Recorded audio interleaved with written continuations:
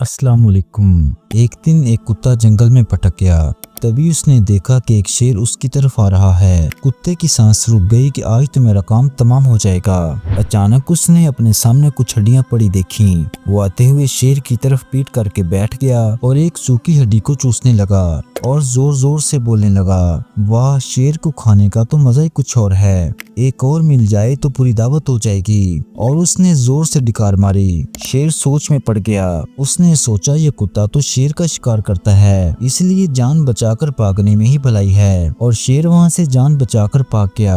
दरख्त पर बैठा एक बंदर ये सब तमाशा देख रहा था। उसने सोचा ये अच्छा मौका है, शेर को पूरी कहानी बता देता हूँ। शेर से दोस्ती भी हो जाएगी और उससे जिंदगी भर के लिए जान का खतरा भी दूर हो जाएगा।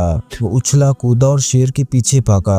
कुत्ते ने बंदर को जाते हुए देखा तो समझ गया कि जरूर कोई गड़बड़ है। इधर बंदर ने शेर को पूरी राम कहानी सुना दी कि किस तरह कुत्ते ने उसे बेवकूफ बनाया है। शेर जोर से दौड़ा और बोला, चल मेरे साथ, अभी उसको सबक सिखाता हूँ। और बंदर को अपनी पीठ पर बिठाकर शेर कुत्ते की तरफ चल पड़ा। कुत्ते ने शेर को आते देखा तो एक बार फिर उसकी जान पर बन गई, मगर फिर हिम्मत करके कुत्ता उसकी तरफ पीठ करके बैठ गया और जोर जोर से बोलने लगा, उस बंदर को बेचे 1 घंटा हो गया है, कम वक्त एक शेर फंसा कर नहीं ला सकता। ये सुनते ही शेर ने बंदर को पटक दिया और वापस उल्टे पांव भाग गया। इस कहानी का नतीजा ये है, हालात चाहे जैसे भी हों, अपने खुद इत्मीदी पर पूरा भरोसा रखो। तो उम्मीद करता हूँ आपको हमारी ये छोटी सी काविश पसंद आई होगी। खुश रहें, खुशियाँ बांटते रहें। अल्लाह निगहबान।